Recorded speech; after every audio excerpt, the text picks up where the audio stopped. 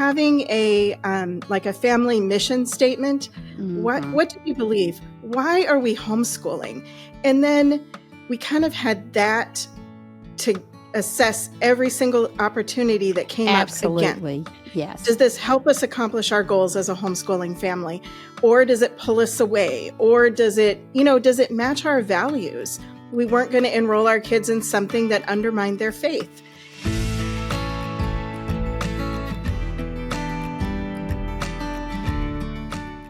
Hello, everyone, and welcome to the Zan Tyler podcast, where our goal is to help you thrive in your homeschool journey. Before we begin today's episode, I'd like to remind you to subscribe to this podcast wherever you listen or watch, including YouTube, and leave us a good review if this podcast has encouraged you. Leaving a review also helps other homeschool parents like you find our podcast. As always, you can follow me on Instagram and Facebook for more content. When my family started our homeschooling journey, there were so many decisions to make, but one of our best decisions was choosing to use BJU Press Homeschool. I've never seen my kids so excited to get textbooks before. I'm amazed by how interesting and interactive the lessons are. My kids actually look forward to them. We use the online video lessons for all our courses, but I know some families choose to teach from the textbooks. What I love is that I can trust BJU Press to uphold our values. The Bible and biblical principles are woven throughout each subject. I'll admit, I was a bit nervous when I started homeschooling, but I've found a wonderful online community of other BJU Press homeschool families and consultants. The Homeschool Hub also makes my job easier. I can set up our schedules and rearrange them with just a few clicks. On the dashboard, I can see each of my kids' progress, and the assignments page shows me quickly what's ready for me to check or grade. I'm glad my son's biology assignments are automatically graded. BJU Press Homeschool has given us the tools and confidence to homeschool our children. For more information, do what I did and visit the BJU Press Homeschool website or talk with your local HomeWorks consultant. So today we're doing an episode where we answer your questions. I love doing this. I do this with one of my very closest friends, Nancy Manos. Nancy homeschooled both of her girls through high school. We homeschooled our 3 kids through high school. And so if nothing else, we have years and years of experience to share with you. And so we love it when you send us your questions. We hope you'll continue to do that. And so Nancy, without any further ado, we'll get started with our first question. Your listeners submit some really amazing questions, so this is going to be a lot of fun. The first question we have today is, how do you keep your house in decent shape and still homeschool every day? Well, Nancy, this is pretty funny because I just got back from doing a women's retreat or a women's day event. It's called WED, Women's Encouragement Day, in Kansas City for Midwest parent educators. And they were collecting a lot of questions, and this was one of them. And I was sitting there with the leadership team, and they read the question, and 3 people in unison just said, "You don't." Next question. And so I thought, great. Okay, these are my peeps. But there are some people like you that I greatly envy that are highly, highly organized.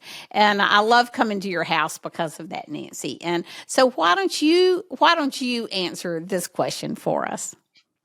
Well, this is one of my favorite topics, actually. A motto of my life has been order promotes peace.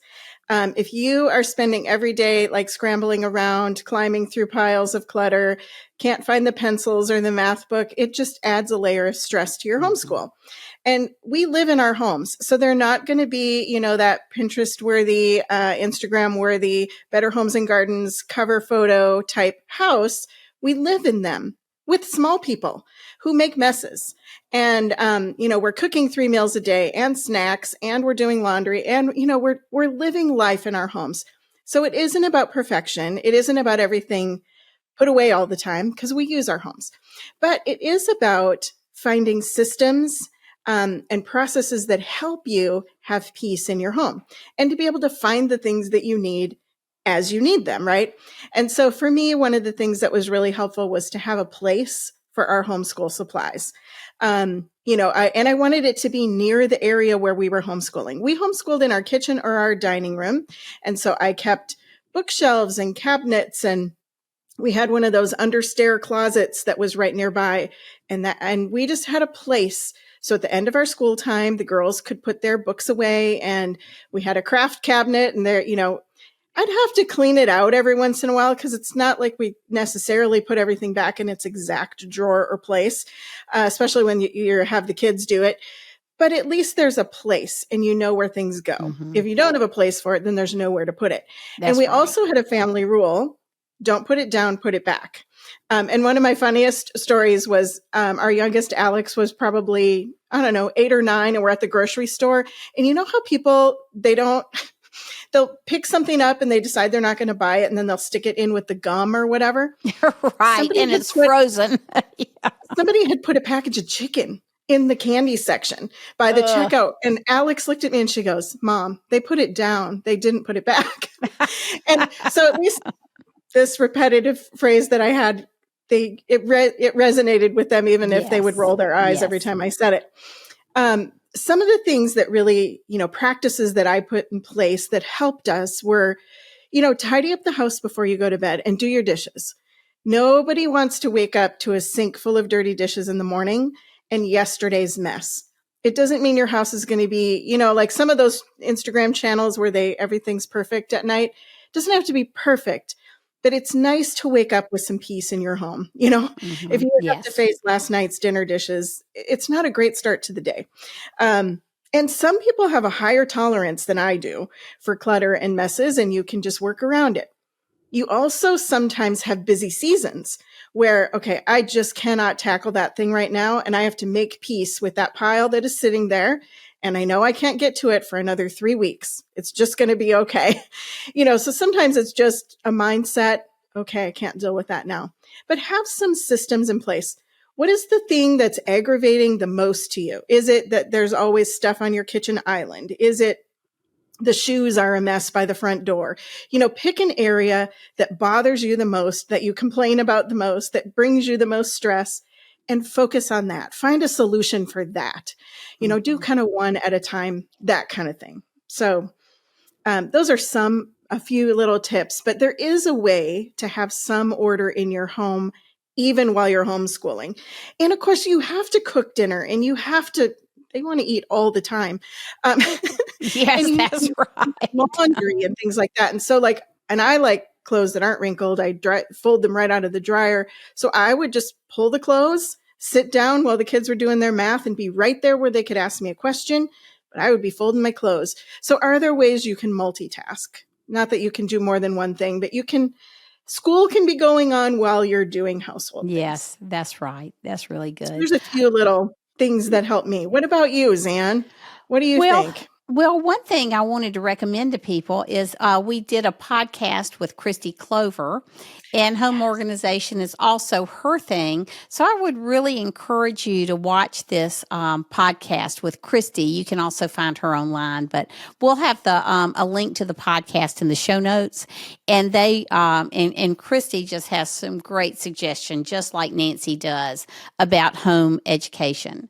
I also want to say that sometimes you just need help. I can remember when the boys were like 10 and 8, and Lizzie was 1. She was a toddler, so she was about 1.5. And Joe was on the road a lot, and I was very involved at the legislature, not because I wanted to be, but we were facing some real freedom issues with homeschooling in South Carolina, and I just had to be down there. And I can just remember thinking, I just can't handle this anymore. This is too much. I can't. And this is before the days of the internet and email. So you just had to go down to the State House and find out, is this committee still meeting? Or sit there and wait for 2 hours to see a senator. And so I'm having to take the boys and Lizzie with me. My mom was great about keeping the kids, and I had a great friend, Michelle, who also did. But, by and large, it was me and the kids. And I just remember telling Joe, I just can't do this anymore. I can't keep the house and teach and lobby, and you be gone, Monday through Wednesday or Thursday most weeks. And so he was really great about it. He said, well, let's just sit down and decide what is bothering you the most, just like you said. But, what is bothering you the most? So Joe, he's a project manager, helped me make a list, and we really prayed through it. And a few weeks after that, a good friend of mine called and said, hey, Zan, Chrissy's just graduated from high school. She doesn't know what she wants to do yet. Could you use a mommy's helper? I mean, it was a negligible price. Nice. And I said, oh, I would love it. And so Christy came and she actually stayed with us. I mean, not lived with us, but she did this for us for 2 or so years. And she would just come in 2, maybe 3 mornings a week for a couple of hours. But she would fix lunch. She would take Lizzie on a walk so that I could do schoolwork with Ty and John. She would just be there in case I needed to run down to the legislature for just a minute. And there were days that I could just go down there by myself, get dressed, not have to dress the boys, run in, find out my information, have a quick meeting, and come back. And so I think there's just sometimes we need help and we don't know how to ask for it or where to find it. I just want to encourage you to talk to your husband or your best friend when you get, and really pray. I mean, it was just the Lord's provision for me at this particular time in my life. And so, I'm not like proud of the fact that I couldn't handle it, but it just was what it was and I couldn't. And so I just needed help. And that was that was just a real lesson for me that sometimes we just need to ask for help when we're in over our head. It's so true. And there aren't always the resources when you're in those busy homeschool days earlier in your marriage, like now I have a housekeeper that comes once a month and just deep cleans my house so then I can maintain it. But when we were homeschooling, we didn't have money for that. But when you can find, maybe it's a homeschooled teenager or even an older, 10, 12-year-old that wants to just, a lot of times they have a lot of initiative and they have younger siblings and they're used to helping out. And so there are some ways to find help. And sometimes it's a grandparent or a neighbor or, and then of course, we both had this on our list of things to mention, get your kids involved in helping keep your home. You're not like the maid. You're a family living in the house together. And so we need to teach our kids how to clean a bathroom right, how to sweep the floor. And sometimes it would just be easier to do it yourself than to teach your little ones. That's right. But you're helping yourself in the long run by teaching them those skills and teaching them that, we're blessed to have a home with things in it. And we're taking care of things God's given us. And so it's a blessing to work in our home. So there's ways to work together and sometimes it creates more work, but in the long run, your kids can cook later and they can clean the bathrooms when company's coming over or whatever. Yes, that's exactly right. I love that. And that is a great solution and a great way day to day to live your life. Yes, I agree with that. That's awesome. Okay, well, there's more we could talk about that, but we have lots more questions. So this one was a great one. What do you do to keep from being too busy?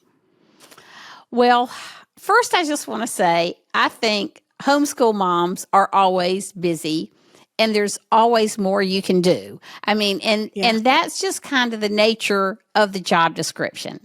And so we need to make peace with that, but I think there's some specific things we can do.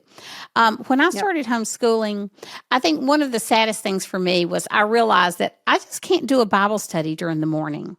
If I went out during the morning for a Bible study, even if there was a nursery, not a nursery, but something for my kids who were 5 and 7 to do, I just lost the day.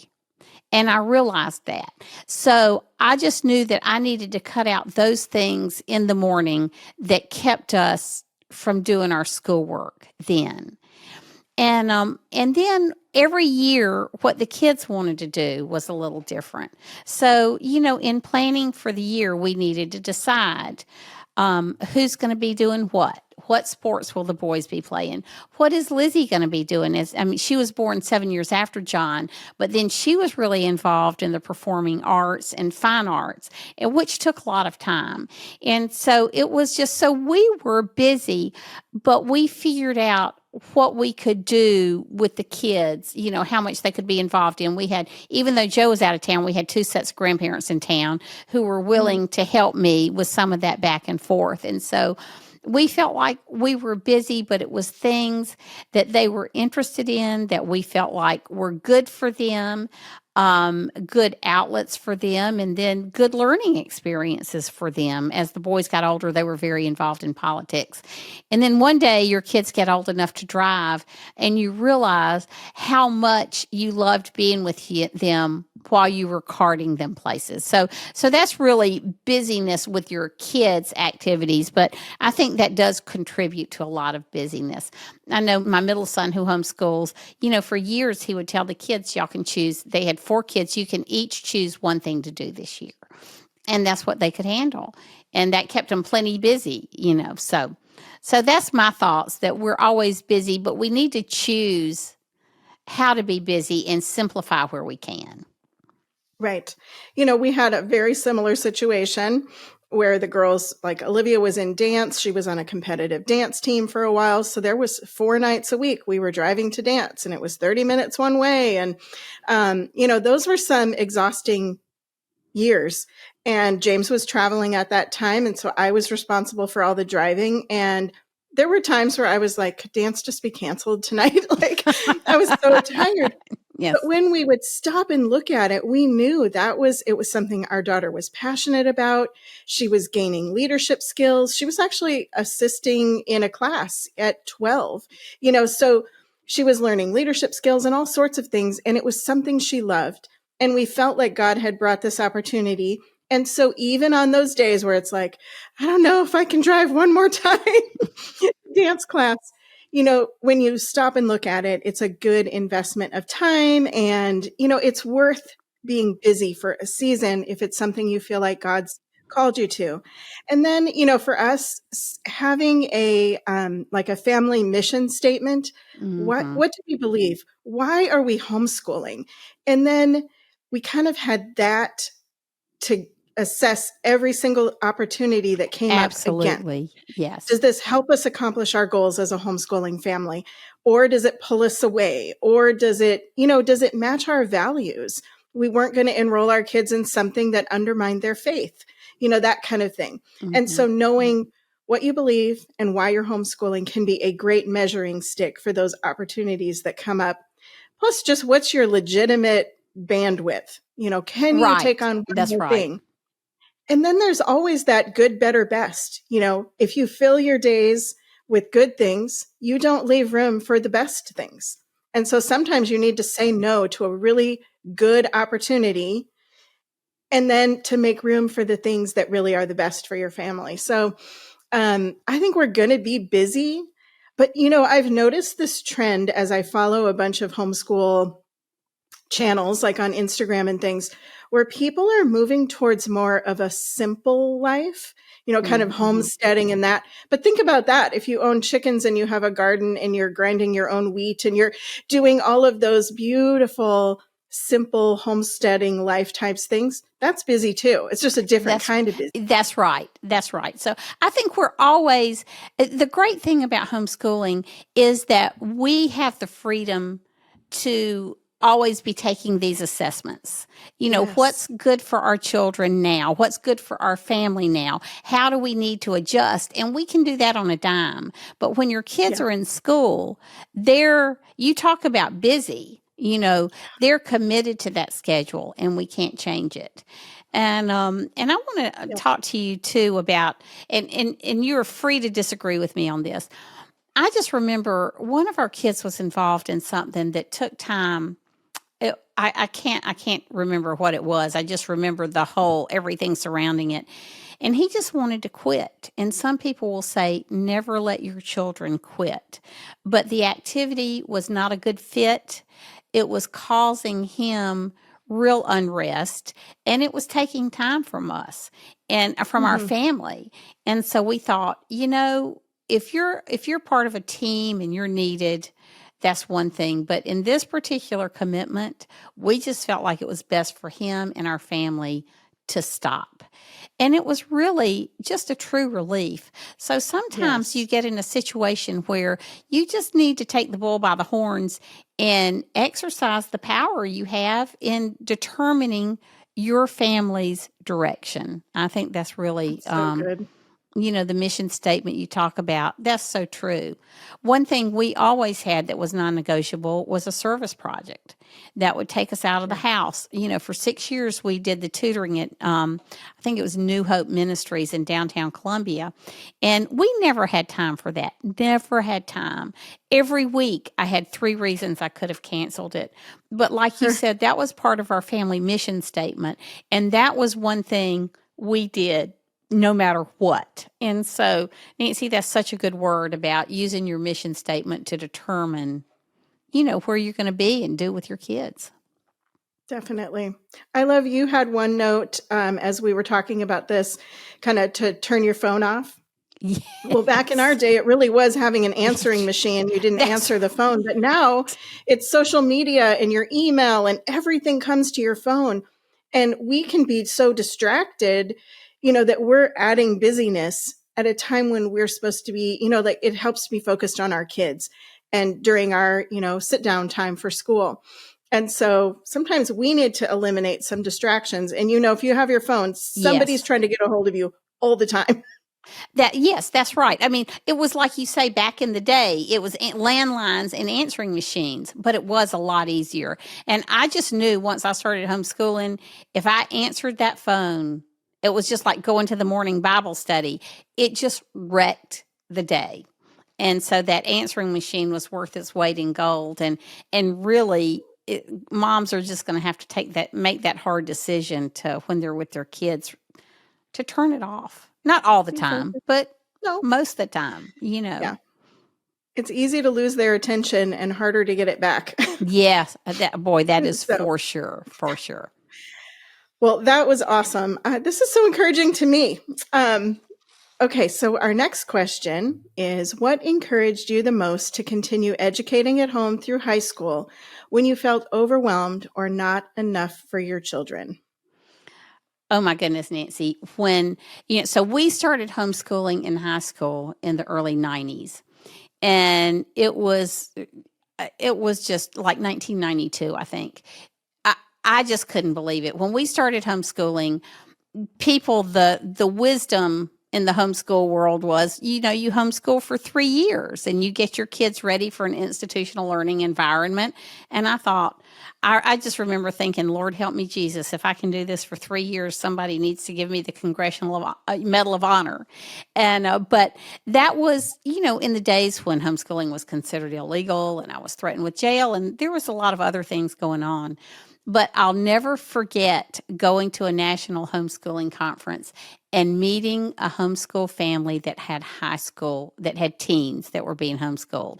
I had that same thought. I love these kids. If there was anybody I wanted my kids to be like when they got to be teenagers, it was this family's. But I thought, oh Lord, don't tell me people really homeschool in high school. And so a year later, we get to this point, and I just know the Lord is calling me to homeschool in high school. Now, this is before it was a common thing. There are no co-ops. There are very few video classes. I mean, there's not a lot of help. And colleges are saying your kids went where to school? And, so I just remember being so undone by the thought of homeschooling in high school. And I used to walk. We have a field in our backyard, and Joe, mowed me a little walking track, and I would just get out there and walk for an hour every morning. And it was where I would process my life and my thoughts. I'd listen to scripture and pray. And I just knew, God was just calling me to homeschool. And my response was, because nobody could see me, because I was in my own backyard, I just fell to my knees and wept and said, Lord, I cannot do this. I cannot handle homeschooling in high school. I love my kids. I want the best for them. I cannot do this.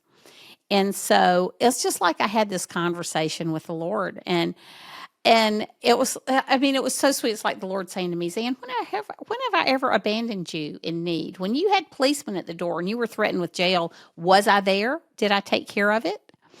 And so then I just felt the Lord asking me, y'all just have to do what you want to with this conversation I'm having out loud with the Lord. But it was like the Lord said to me, so what are you worried about?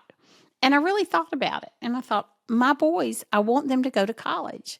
And I want them, John wanted to be a doctor at the time. I can't teach the lab sciences. I mean, I was an A student, but I couldn't do anything with my hands. Anything practical, I couldn't do. And I wanted them to have a good foreign language experience because I had like the equivalent of 8 years of Spanish in high school and college and couldn't speak a word. I said, all these things are troubling me.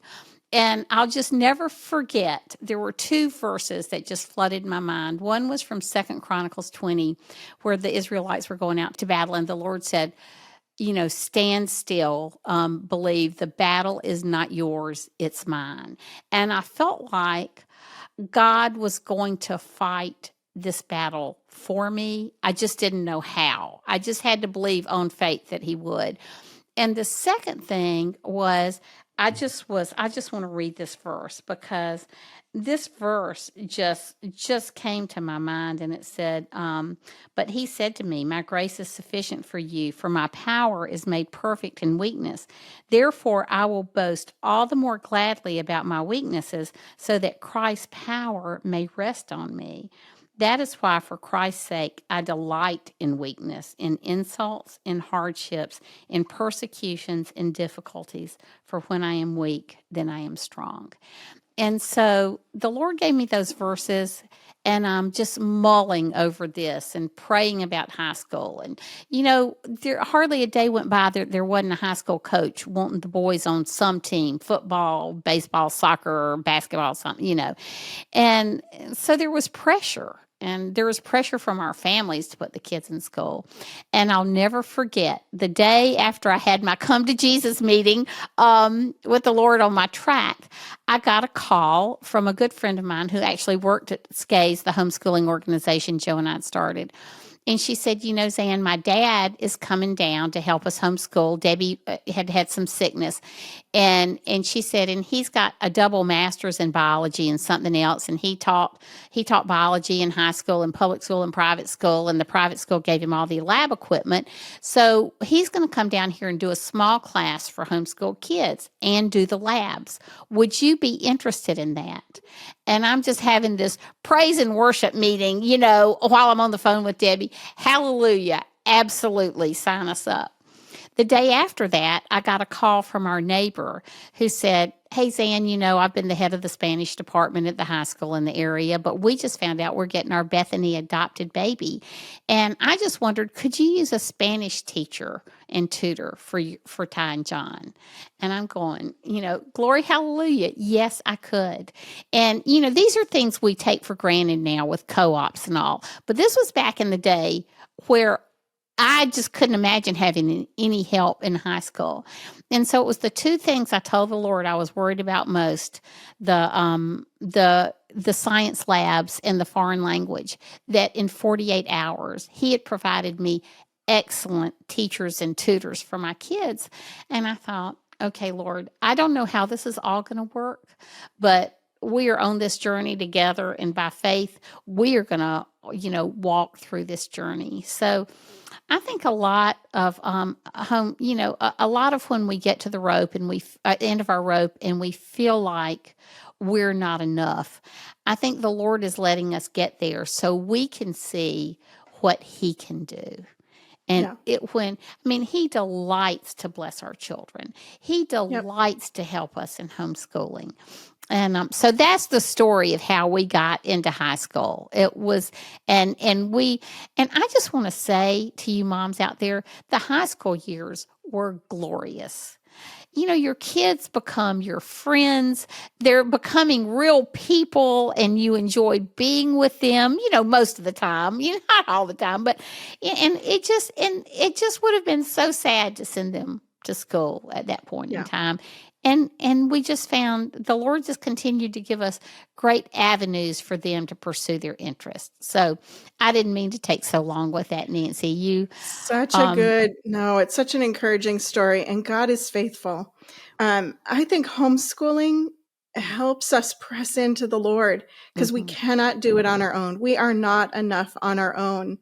But it's amazing. It's such a faith building thing too, because God shows up and he meets needs you could not have met yourself. We had that happen over and over in our homeschool experience. And um, I love that. So what helped us to, first of all, once we made the decision to homeschool, because yes, we didn't like what we saw happening in the schools. I didn't want that for my kids, but I also knew that the reason that we decided to homeschool was because we felt like God gave us our kids and we were responsible for them, whether they were in our care or not. And it was so much easier to disciple them and to train them up to know the Lord if they were with us, right? And so we had this conviction that God had called us to educate our kids at home. So we never really considered anything else. And, there's times where your kids might come to you and say, hey, I want to go to school. Well, we already had a conviction about this. Well, how would that help you to grow closer to the Lord? Would it help you with the biblical worldview? Would it help you, in the ways that we feel like we're supposed to be raising you to be in a school? And so the answer to that was no. So the answer to us was clear, just to keep going. But because it was kind of built on that, I always envisioned homeschooling through high school. And so I thought, well, God has provided, he will provide. If there's something I can't teach, it's amazing how he will make a way, just like you shared. So our conviction really helped carry us through. But then it was the flexibility of homeschooling and all the cool Yes, things our girls got to do because they were done with their absolutely. schoolwork by noon. So they could have jobs. They had internships. They had volunteer opportunities. They had so many enrichment things that they were involved in, friends. And, just it was such a rich experience. And they didn't have hours of homework at night. They were free to be part of the family and not be pulled in a bunch of ways and exhausted at the end of the day. Hmm. They could sleep late. Like there's just so many advantages to homeschooling through high school. And like you said, like you taught them to read and you did all that hard work. And now like they're thinking more deeply and their interests are developing and you get to see them become these really deep thinkers. And I don't know, it's so cool to homeschool the high school years that the scary things didn't seem scary to me because it's like, well, there's a solution for that, especially today. Yes, There's a that's video right. program, there's a resource, there's a curriculum, there's a tool that will help you solve any problem. So Yes, that's that was exactly what helped right. us. Okay, so our next question is an audio call-in question. So I'm going to play this and then we'll answer it. Hi, Zan. My name is Stephanie, and I have 5 kids under the age of 7. I'm wondering how you balance teaching to every kid's specific learning style while still keeping a family-centered homeschool style. Thanks so much. That is a great question. And I think it's amazing that you have 5 children under 7. The Lord has greatly blessed you. And speaking of a busy life, you have a busy life. The first thing I would say with the oldest being 7 is you may be seeing part of his learning styles come out. I mean, I knew from the time Ty was 6 or 7 years old, our oldest son, that he was an auditory kinesthetic learner. He learned by talking and moving, and neither one of those would have been acceptable behaviors in a classroom. And so you may have some really strong senses of what his learning style is going to be. I would say with having that many littles, that just shouldn't be a concern about the other children because most of them are not going to be school age. And Nancy made the point when we were talking through this question that keeping your home family centered with that many littles is more important probably than paying attention to their learning styles. Some easy things you can do, like I know that with our oldest being auditory kinesthetic, and then we had two other kids that were much more, they could sit down and focus on work. It's not that they were smarter or had a greater concentration span. They just had a different way of handling schoolwork. And so a lot of times with Ty, he would just bounce the ball while he was doing work or stand on his head or, John would do Legos while I was working with him. There were ways to accommodate his need for talk and for movement. We did a lot of reading out loud. That's something you can bring littles into, is a lot of read aloud material, a lot of hands-on activities.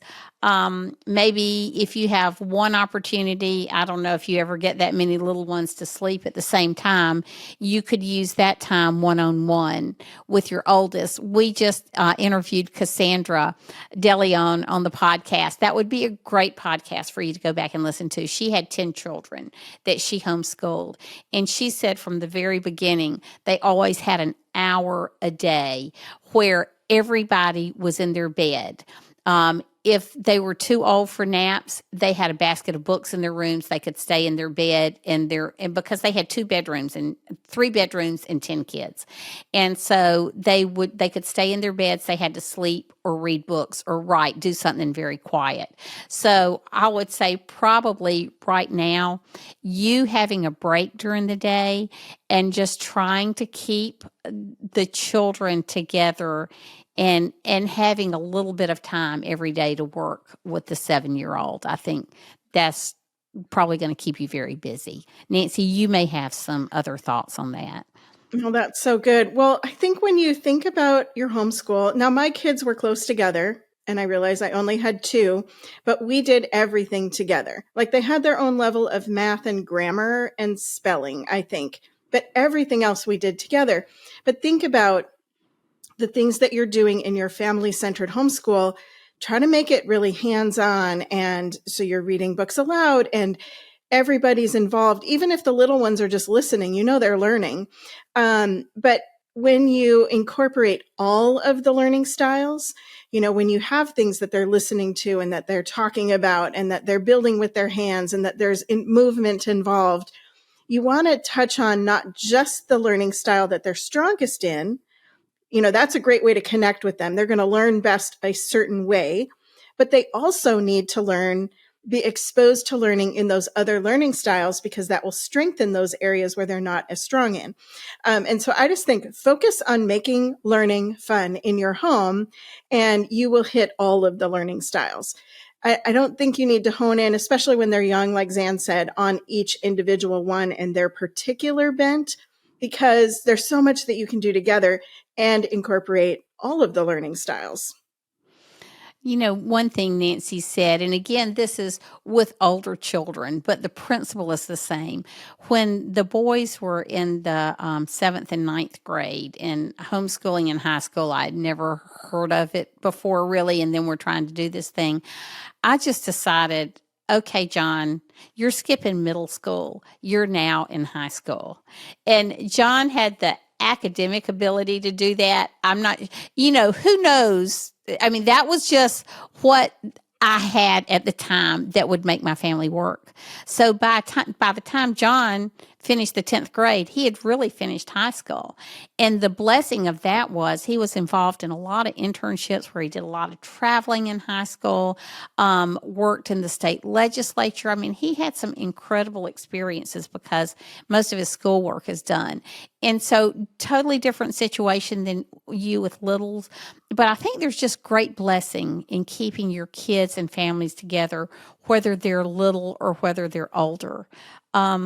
Having said that, there sure is nothing wrong. You have a husband who works at home some during the day, or getting a little bit of help, having some one-on-one time with your oldest son, because at 7, you can just kind of fly through that schoolwork sometimes in an hour and a half a day. So I would focus on enjoying all of those little ones together. Yeah, that's an awesome question, though. This is so much fun. I love all the questions that have been submitted. If you have a question for Zan, go to her website at zantyler.com.